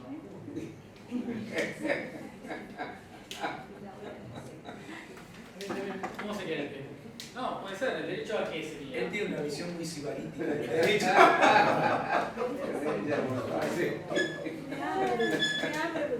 A elegir algo, por ejemplo. Bueno, que en un restaurante haya, qué sé yo, pizza con anchoas y dejaron de hacer pizza con Bueno, anchoas. no, eso es un derecho, si fuese un derecho, es un derecho relativo, porque por ejemplo yo puedo prohibir en un restaurante que haya sal. Sí. ¿Lo puedo hacer? Sí, claro, lo puedo hacer. Y es un ejemplo. Sí, Sí. buenísimo. Entonces no hay derecho a ponerle sal a lo que yo, o no tener a mano la sal todo el tiempo, lo tengo que pedir especialmente, qué sé yo. De hecho, está prohibido el sábado. ¿Ah, sí? Por nivel de contaminación. Claro. Bueno. Parece que no. Vamos a ejemplos un poco más difíciles. Es difícil, de hecho, porque también se puede discutir, ¿no? Porque yo creo que comer sal sola y me quiero matar el colesterol, ¿cuál es el problema? ¿No? Bueno, tiene que ver también con el derecho a la vida. ¿El derecho a la vida es absoluto? No. Si uno mira la Constitución histórica, va a encontrar que la pena de muerte estaba prohibida, abolida, para delitos políticos. No dice nada acerca de otro tipo de delitos. Con lo cual, si puede existir pena de muerte para determinada categoría, entonces la vida no es un derecho absoluto, es reglamentable. Claro, la pena de muerte no se puede implantar ahora por el Pacto de San José de Costa Rica, pero no por el 18 de la Constitución. Eso cambia. Pero si uno mira el Pacto de San José de Costa Rica, va a aparecer el derecho a la vida desde la concepción, y volvemos al mismo problema. Puede haber una ley que diga, se entenderá que concepción a partir de las 72 horas de la anidación de la cigota no sé dónde, bueno, no sé dónde sí sabemos dónde, pero digamos, no sé, se puede hacer esto, se puede reglamentar No, y no parece que sea problemático hacerlo. Bueno, ¿la dignidad es relativa o es absoluta? ¿Es algo que es intocable? Bueno, el problema con la dignidad es que nadie sabe muy bien qué es, entonces como es una nube que está ahí, bueno, quizás sea intocable. No sé, ustedes pueden pensar en cualquier tipo de derecho y a ver qué categoría tiene. Nuestra corte considera que son todos relativos. Yo, adhiriendo al positivismo, voy a hacer una tesis que nadie la comparte. Pero el artículo 19 de la Constitución dice: las acciones privadas de los hombres, que de ningún modo ofendan al orden, a la moral pública y a la tercero, están reservadas a Dios y exentas de la autoridad de los magistrados. Entonces yo, si leo eso, digo, bueno, miren, realizar acciones privadas en esos términos, si está exenta de los magistrados, quiere decir que es intocable por el Estado. Y por tanto no es relativo, eso es absoluto, no lo podría reglamentar. Esto no lo cree nadie, pero bueno, si uno lo lee, podría llegar a ser una construcción en ese sentido. Porque es lo único, si uno mira lo único que dice que está exento de la intervención estatal. Por tanto, podría ser absoluto. Nadie lo lee así, nadie lo cree, y yo te lo digo solamente para provocar. Pero ¿por qué no? A cuento de esto, ya que todos son relativos, según la Corte, bueno, ¿cómo hacemos para definir cuando colisionan o qué estatus tienen entre ellos? ¿Hay una cotización, una gradación, una jerarquía o no? La Corte tiene dicho que los derechos son todos relativos y que están todos al mismo nivel. Lo cual es muy difícil, porque entonces, ¿cómo hago para compatibilizarlo? ¿Cómo hago en caso de colisión para decir entre dos cosas que estén al mismo nivel? Uno va para abajo, uno va para arriba, porque si no, no se puede. La otra postura es considerar que son jerarquías distintas, que hay una jerarquía de derechos. Un autor que planteaba esto era Miguel Ángel Espinetian, típico, de 1985 para acá, hizo una tabla de derechos y la fue modificando con el tiempo. Claro, porque es muy difícil hacerse una tabla abstracta y mantenerla durante 20 años, porque uno va cambiando las ideas. Y de hecho, por ejemplo, en una primera tabla ponía la vida, ponía la dignidad, ponía la libertad y qué sé yo. Y después dijo, no, me parece que una vida digna no tiene sentido, una vida indigna no tiene sentido, entonces lo primero es la dignidad, y después está la vida y después todo lo demás. Bueno, es muy difícil esto, determinar de forma tajante, abstracta, sin un caso concreto, cuál es la tabla jerárquica de derechos. Eso servía para cuando dos o tres iban por la misma vía en sentido contrario. Claro, tiene que ver con esto, con la decisión de las colisiones. La otra visión es decir, no hay ninguna tabla abstracta de jerarquía de derechos, lo que hay es resoluciones en casos concretos, caso por caso. Si yo tengo el derecho a la libertad de expresión y el derecho a trabajar, bueno, qué sé yo. Si uno es liberal, realizará la libertad de expresión, y si uno es socialista, o sea, tienen distintos niveles caso por caso. En los dos sistemas, en definitiva, hay un problema de discrecionalidad. El que hace la tabla abstracta trata de explicar por qué pone algo arriba y algo abajo, es muy difícil. Y el que resuelve caso por caso tiene que explicar por qué en un caso resuelve para un lado y en otro caso para el otro. O sea, el problema sigue siendo la discrecionalidad, no lo soluciona ninguno de los dos. Bueno, esto nos da pie a dos tipos de doctrinas o visiones acerca de cómo articulamos los derechos. Unos creen que hay conflictos entre derechos y otros dicen que no hay conflictos de derechos, que son conflictos ideales, que en realidad es una mala interpretación considerar que los derechos colisionan. Los derechos se armonizan siempre, dicen unos. Otros dicen no, chocan, hay choques en serio. Los que creen que chocan en serio, que son los conflictivistas, resuelven ese choque con la jerarquización, bueno, este es superior al otro, o con la ponderación. Y la ponderación tiene que ver con esto que decíamos de los principios. Yo peso uno y peso el otro, y el que me da más pesado gana, y el que me da más liviano pierde, en el caso concreto. ¿Sí? Los que hablan de no conflictivismo, de que no hay choques de derechos, dicen que todos los derechos se armonizan. Claro, el problema es cómo. ¿Cómo para armonizarlos? ¿Qué tipos de colisiones hay? Puede colisionar un derecho con otro derecho. ¿Sí? Por ejemplo, la vida del feto y la autodeterminación de la mujer. con dos derechos distintos que colisionan. Puede colisionar un derecho con otro tipo de bien que está en la Constitución. Por ejemplo, mi derecho a autodeterminación a la conciencia y la obligación que tenemos todos de armarnos en defensa de la patria. Yo soy un pacifista, no quiero armarme porque no va en contra de mis creencias. Y del otro lado tengo una obligación, que eso no es un derecho. Puede darse esta colisión. Puede darse colisiones entre derechos distintos, ya dijimos, vida y autonomía de la mujer, o entre vida y vida. ¿Sí? Porque si es un embarazo que pone en riesgo la vida de la mujer, bueno, pueden darse colisiones entre el mismo tipo de derecho en dos casos distintos. Hay conflictos que se dan en abstracto, otros que se dan en los casos concretos. Estos, algunos que en abstracto los resuelve el legislador, ¿sí? Cuando sanciona una ley para un lado o para el otro. En concreto son típicamente los del judicial, por judicial. Hay conflictos que son totales, que si uno mira sería este es el derecho 1 y este es el derecho 2. Coinciden todos y hay conflictos que son parciales, o sea, en esta partecita. Entonces la solución ya puede andar por desviar un poquito. En estas posturas cada uno puede tomar la que quiera, por supuesto. Los que creen que los derechos son principios tienden a ver esto así. ¿Sí? Tengo la vida y tengo, no sé, la autonomía personal. Y acá colisiona, cuando en el caso de la mujer y el aborto. Porque el aborto está acá. ¿Cómo hago para solucionar esto? Voy a dar un ejemplo. Bueno, a ver, en las primeras 3 semanas, acá vamos a poner vida y acá ponemos autonomía. En las primeras 3 semanas prevalece la autonomía de la mujer. Es decir, gana esta partecita. Se come esta parte, como un Pac-Man, se come a la vida. En las 3 semanas del medio, bueno, vamos viendo si hay riesgo o no hay riesgo. En las últimas 3 semanas gana la vida. Por eso es como que si uno pondera, va pesando y en los primeros 3 meses gana la autonomía de la mujer porque bueno, todavía recién está reciente, bueno, no sé, cualquier tipo de explicación. En el medio tomamos una postura intermedia y en los últimos 3 meses, bueno, claramente va a ganar la vida frente a la autonomía de la mujer porque además tuvo tiempo en su momento, si se quiere, o sea, se pueden hacer articulaciones. El que crea que esto no es así puede interpretar a los derechos como reglas y decir, por ejemplo, bueno, no, está el derecho a la vida, está acá, y está el derecho a autonomía, que está acá, pero el derecho a autonomía no llega a avanzar sobre la vida en ningún momento, con lo cual el derecho a la vida es así y la autonomía es así, no hay ningún tipo de colisión.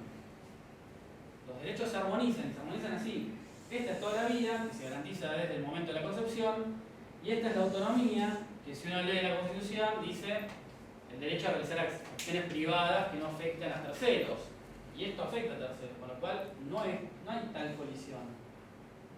¿Se entiende? Por ahí los dos modelos, las dos formas de interpretar.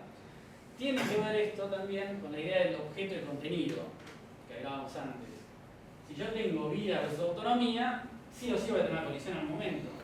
Si yo tengo vida desde la concepción y tengo autonomía siempre que no perjudique a terceros, no hay ninguna colisión. ¿Sí? El contenido no colisiona, el objeto sí, el contenido no. ¿Se entiende esta lectura de esto? Bueno, no vamos a llegar ni imposible.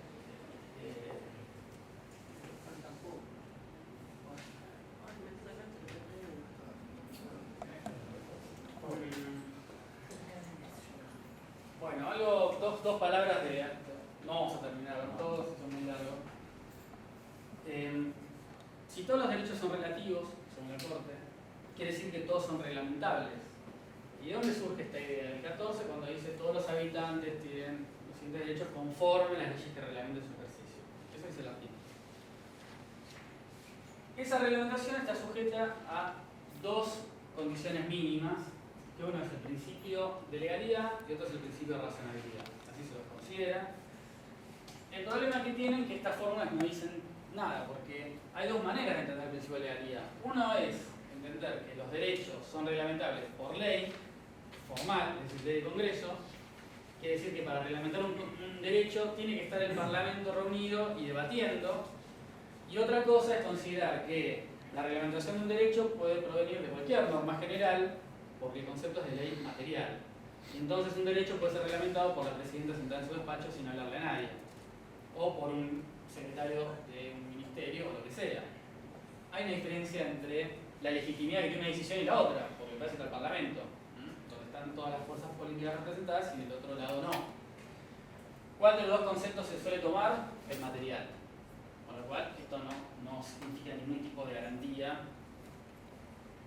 a la reglamentación. Y el otro concepto es el de razonabilidad, que la reglamentación de los derechos debe ser razonable. Yo, como no sé lo que es la razonabilidad, no les puedo decir mucho al respecto, porque la definición es que haya adecuación entre los medios y los fines, que haya proporcionalidad entre los objetivos y las medidas, pero son dos sinónimos que no sé concretamente qué significan. Sí les puedo distinguir tres tipos de criterios que tienen con la razonabilidad. Uno es la racionalidad, que es otra cosa, y que es que la decisión sea, que tenga una razón, algún motivo, cualquiera, pero que tenga un motivo. Es una hipótesis de mínima. ¿Sí? Otra es la razonabilidad entendida como una adecuación determinada que ya exige más, no exige cualquier razón, sino alguna específica, que es muy difícil de definir porque yo por lo menos nunca lo entiendo bien. Y un tercer criterio es el de proporcionalidad, que exige tres reglas: que sea necesaria, que sea adecuada y que sea proporcional en sentido estricto, es decir, que haya una adecuación, digamos, es como cuando se habla de legítima defensa, vieron que si a mí me amenazan con una lapicera, yo no puedo agarrar una ametralladora y no es proporcional. Bueno, apunta a eso. Son tres criterios distintos y tres maneras distintas. Si yo al legislador a la hora de reglamentar le pido racionalidad, le pido que haya una razón cualquiera que justifique la medida. Si le pido proporcionalidad en este sentido, le estoy pidiendo mucho más. Le estoy pidiendo que haya necesidad en la reglamentación. Si no hay necesidad, no procede. Y hay un tercer concepto que nosotros no lo desarrollamos paradójicamente, y digo paradójicamente porque está en la Constitución. Si uno lee el artículo 28, famoso 28, dice que los principios, declaraciones de esta Constitución, los derechos,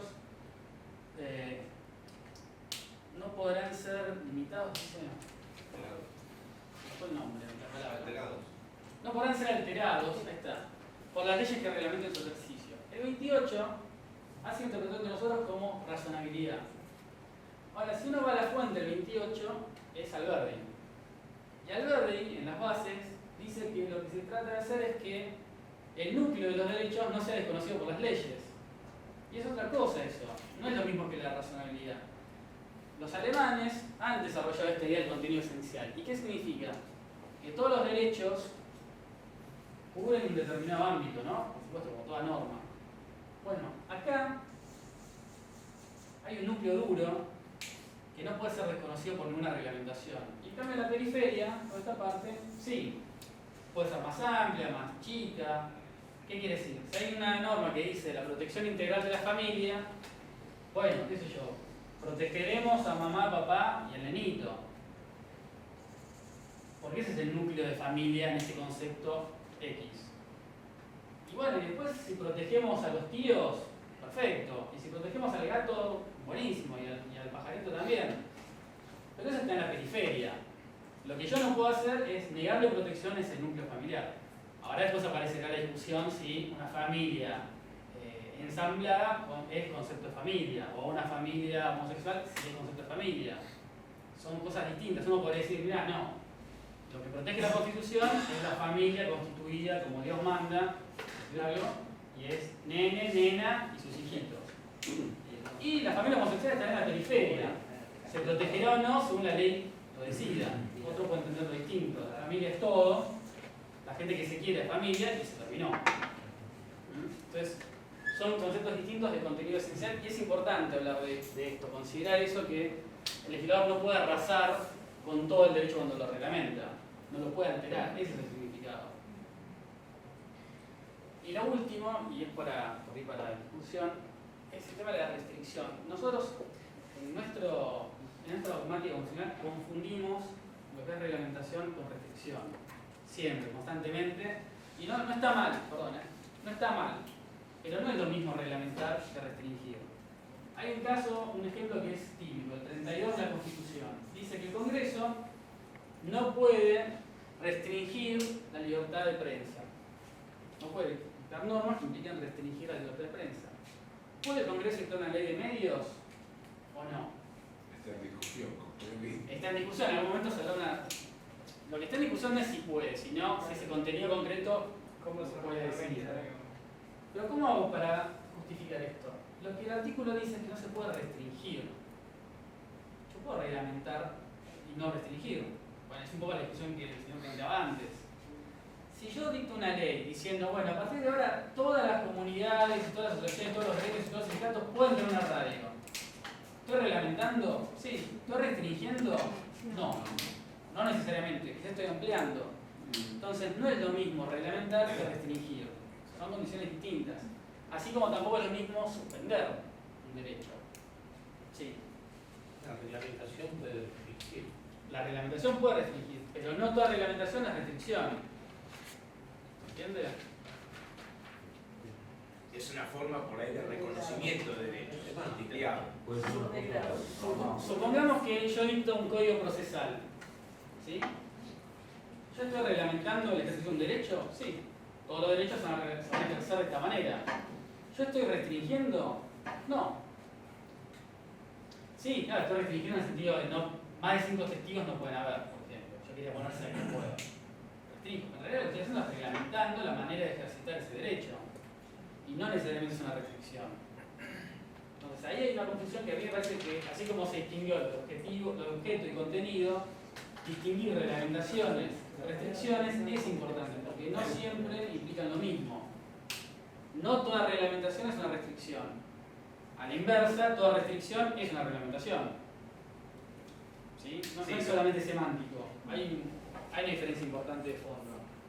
Igualmente después aparece en la práctica, digamos, cómo colisiona eso con, digamos, con los aspectos físicos. Digamos, en la ley de medios sería, no restringo la libertad de expresión, pero como no estaba reglamentado, como no existía la forma ampliada de reconocer derechos a todos acceder, por ejemplo, a una señal o una longitud de onda, etc., ¿cómo hago yo desde el punto de vista físico para dar la posibilidad de la libertad de expresión y el no impedimento de que todos pudieran llegar a entrar a determinada onda? Y ahí está la reglamentación, tiene que expedirse claramente, ¿no? Supongamos que hay una ley que dice todas las personas que tengan un hijo de este momento y presenten su DNI van a recibir una asignación universal, una asignación por hijos.